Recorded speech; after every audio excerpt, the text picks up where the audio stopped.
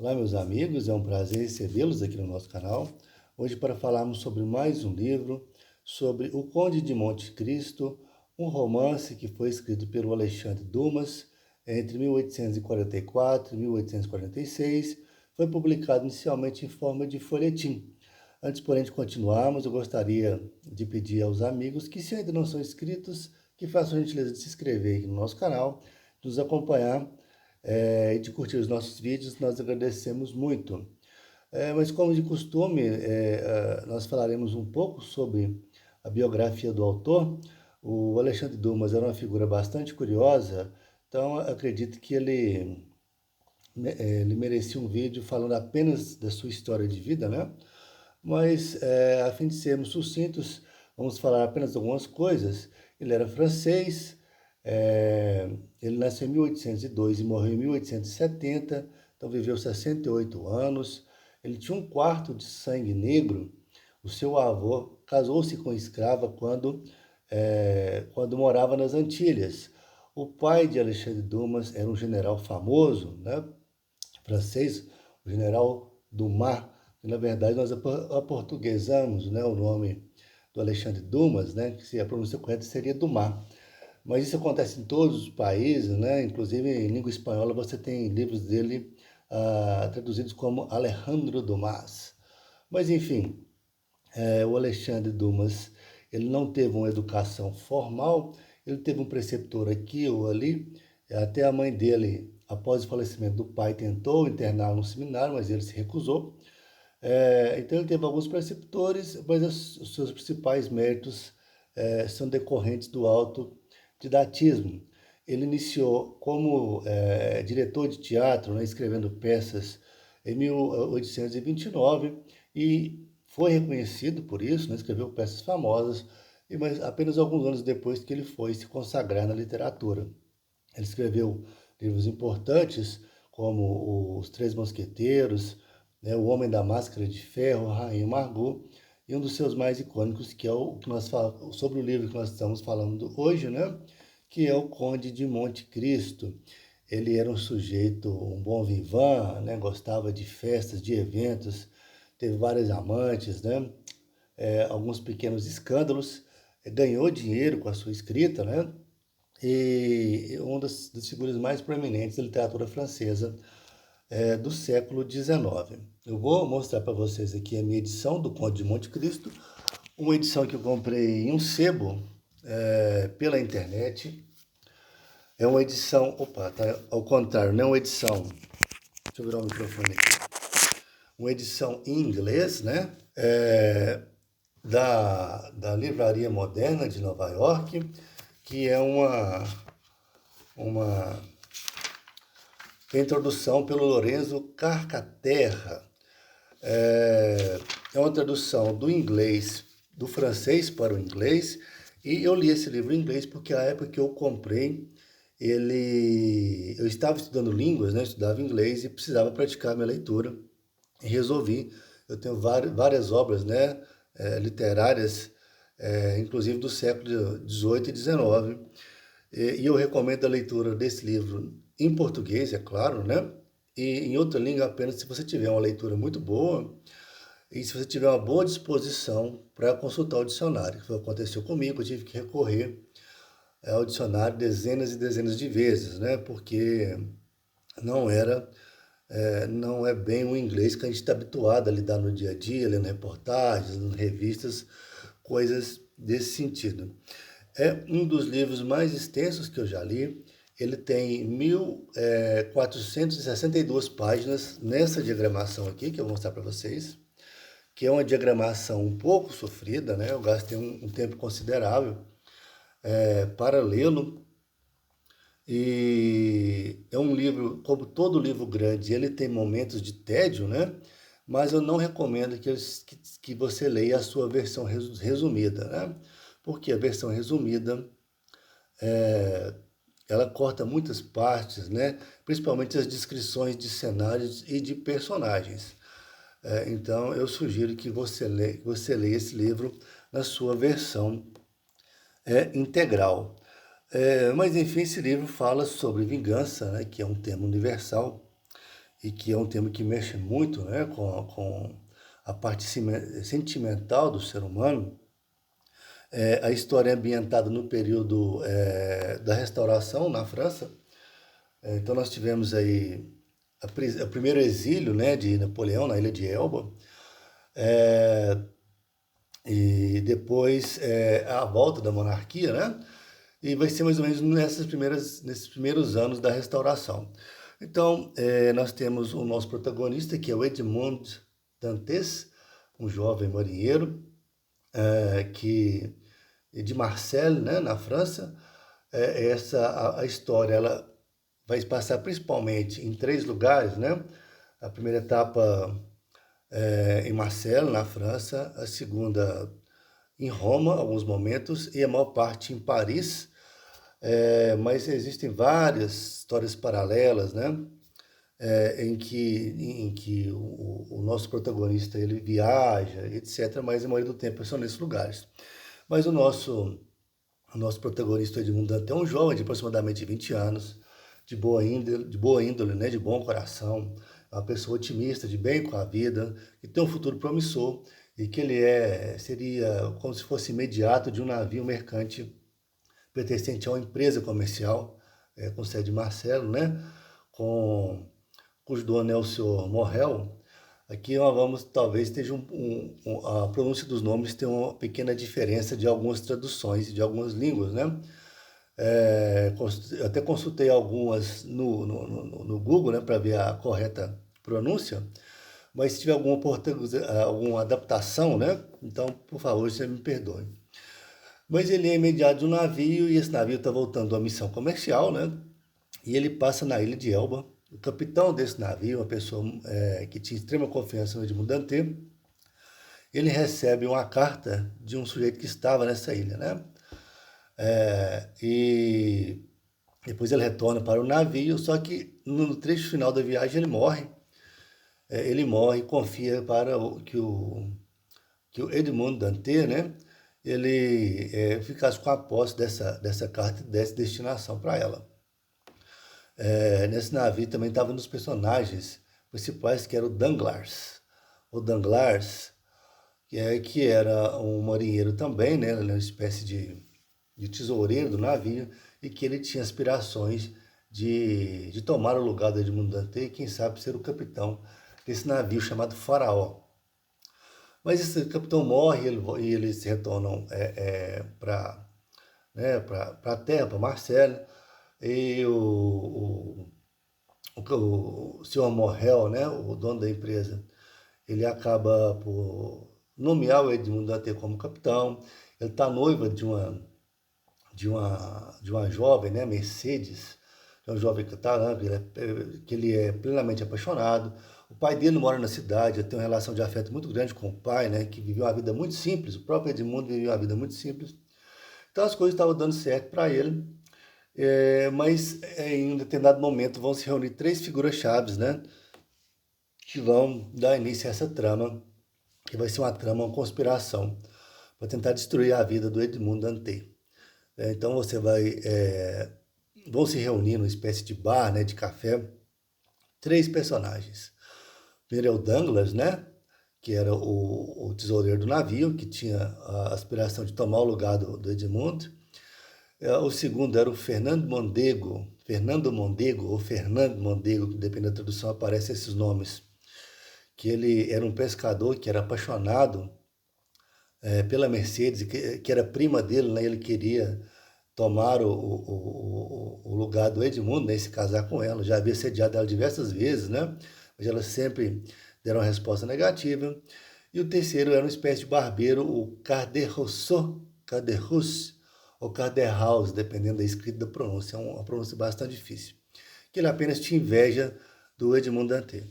E eles conversando a respeito dele, né, do nosso personagem, o Danglars menciona o caso da carta, né, que era uma carta que eles passavam na ilha de Elba e lá estava, né, confinado, estava exilado Napoleão. Então, depois das informações, o Caderrousse, ele vai e escreve uma carta denunciando o Edmundo Dantès, que ele é preso, né, é preso inclusive no dia do seu casamento, né, é levado para a prisão. e ele vai ser julgado por uma espécie de procurador, um juiz, né, que é o senhor de Villefort, que é um jovem magistrado, início de carreira, cujo pai esteve ligado ao bonapartismo, né, e ele queria muito desvincular essa imagem da família, então ele estava em processo de ascensão, ele precisava ganhar visibilidade. E o caso do Edmundo Dantet vai cair para ele avaliar, né? E tem uma via sacra para interceder pelo Edmundo, né? A Mercedes vai, o seu Morrel vai, o pai dele vai, todo mundo conversar com ele. E ele está bastante inclinado a inocentar o Edmundo Dantet, que ele próprio conversa com ele, só que tem um problema. Ele entra em posse dessa carta, né? Que foi enviada por Napoleão, né? Para os seus seguidores, né? Para os seus entusiastas. E nessa carta estava lá mencionado o nome do pai do Villefort. Então isso seria aí o fim da carreira dele, né? Se caso essa informação viesse à tona, de forma que ele decide por confinar o Edmundo numa prisão, né? E jogar a chave fora, né? Encerrar ele por tempo indeterminado. Então, a gente se encerra praticamente a primeira parte, e o nosso herói ele segue de barco para o Castelo de If, uma espécie de prisão numa ilha, né? Uma prisão em condições terríveis, onde ele vai ser preso sem entender nada. Ele não sabe o que está acontecendo, não sabe porque ele é preso, ele não tem nem ideia, né? Ele é uma pessoa de bom coração, uma pessoa ingênua, né? Seria a melhor palavra. Mas aí ele vai para essa prisão, uma prisão de condições muito ruins, precaríssimas, né? E a comida muito ruim, muito regrada, sem conforto nenhum.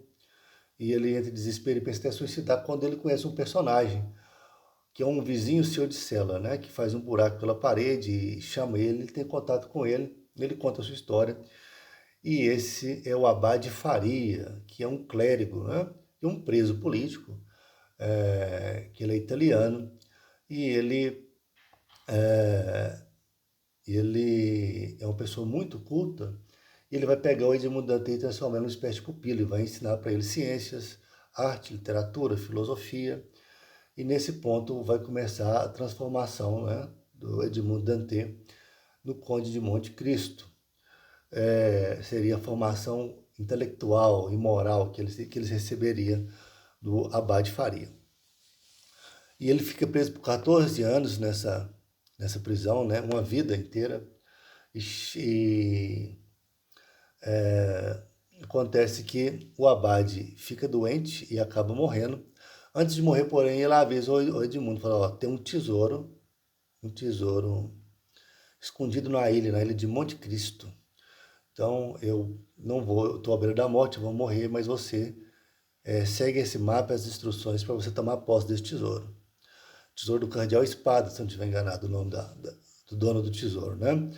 Mas e aí o Conde de Monte Cristo, não, aliás, o Edmundo Dantet, né, que não se converterá ainda no Conde de Monte Cristo, o Abade morre e ele vai e eles preparam o corpo dele, só que ele toma o lugar do defunto, né? Ele, pelo túnel da cela, ele passa para a cela, entra no saco lá, né, na espécie de saco que eles iam descartar o corpo, e colocam o Abade na sua cela e eles arremessam o corpo dele no mar. Ele com a faquinha, ele consegue se libertar, cortar o saco e ele é resgatado por piratas. Passado um tempo, ele vai até essa ilha de Monte Cristo, que é um pedaço de pedra no meio do mar, né, sem importância nenhuma, e uma ação tipo 1001 noites, né, uma coisa meio fantástica, aperta uma pedra daqui, uma passagem secreta dali, e ele descobre um tesouro fabuloso, né, com ouro, prata e pedras preciosas, um tesouro quase infinito. Posse do tesouro, ele organiza sua vida, volta até Marseille e se passa, né, 14 anos já no passado, ele encontra o Cadet Rousseau, ele é uma espécie de estalageiro, e ele conversando com o Cadet Rousseau, ele toma conhecimento de toda a trama, né, que aconteceram com ele manipula, né, esse antigo algoz aí, e até o qual demonstra arrependimento, né, mas ele sem saber que se tratava do Edmundo Dantet, ele passa todas as informações, inclusive do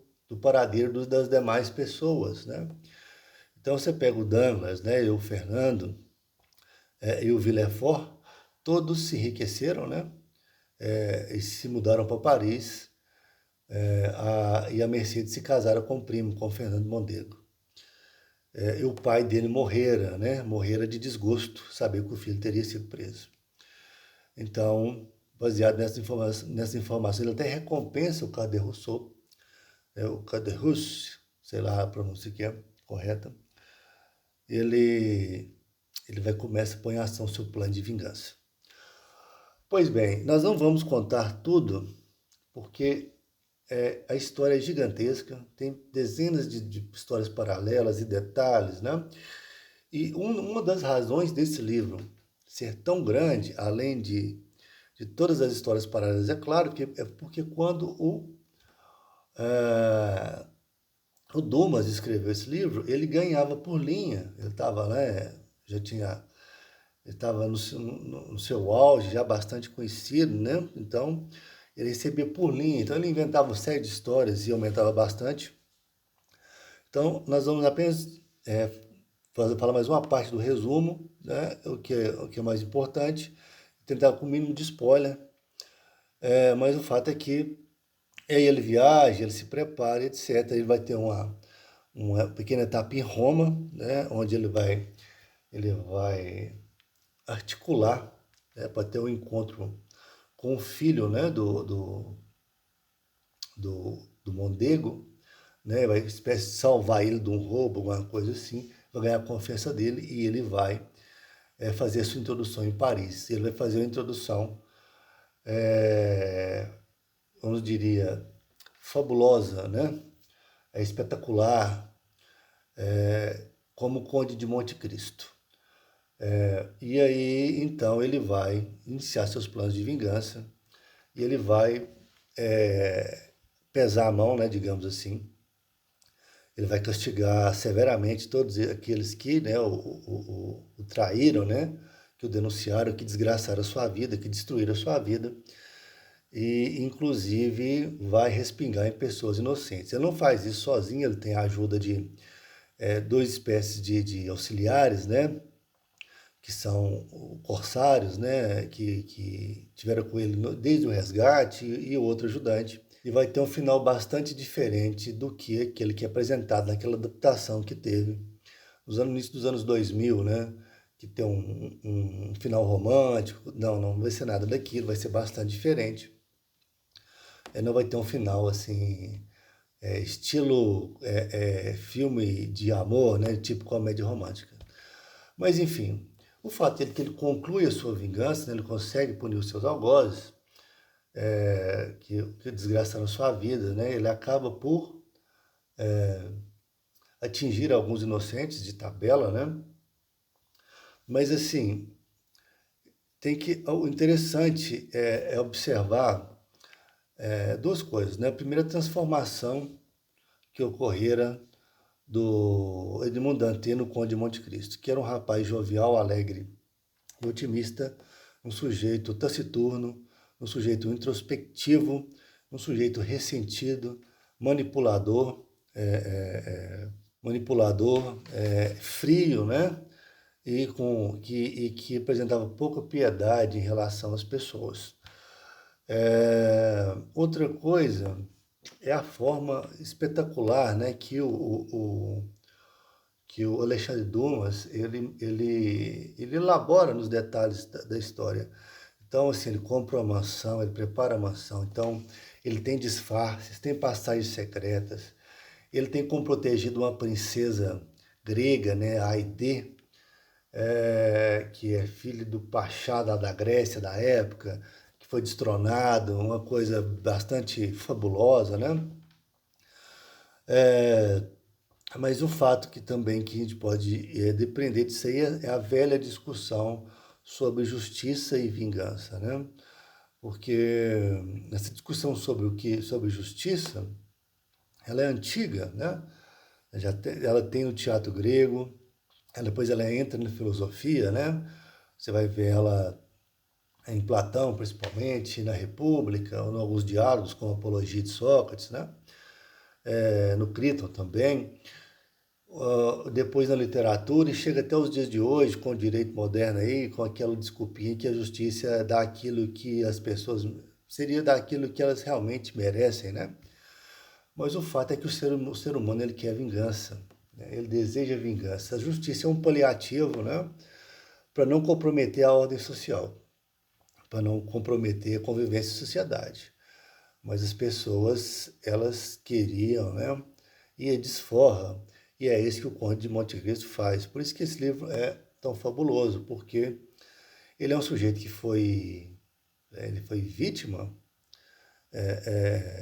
do destino das pessoas, né? E ele consegue depois, né, descontar tudo o que ele sofreu e um pouco mais, né? E é um sentimento que todos nós já sentimos em alguma medida, né, que seria ser alvo da injustiça, né? E não e não conseguir, né, devolver, né, esse agravo que nós sofremos. Mas enfim, a nossa proposta aqui era fazer um breve resumo e mostrar, né, fazer uma breve discussão também sobre as questões do livro. É um dos livros mais fabulosos que eu já vi, uma literatura extremamente agradável, né? Como eu disse, é um livro bastante grande.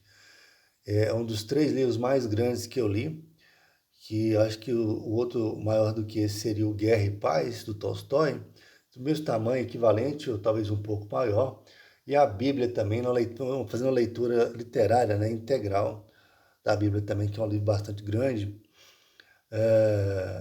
mas é um livro que vale a pena ser lido. Mas é um livro que poucas pessoas hoje em dia têm coragem de lê-lo, né?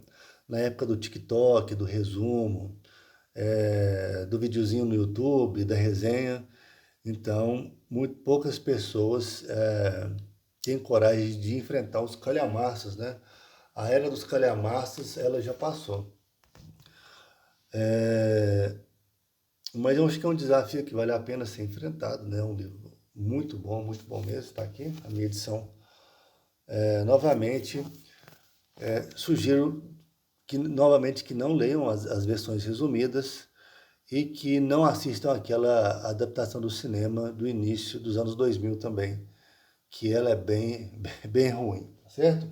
Inclusive, essa questão de leitura de livros grandes, eu até andei dando uma olhada em algumas resenhas sobre esse livro na internet, no YouTube, né? E encontrei algumas pessoas que certamente não leram o livro, né? E deve ter lido apenas um resumo para produzir o vídeo, certamente. Mas enfim, esperamos que tenham gostado. Se chegaram até aqui, nós agradecemos muito e pedimos que façam a gentileza de se inscrever no nosso canal e nos acompanhar aqui no YouTube. Então, um grande abraço e até a próxima.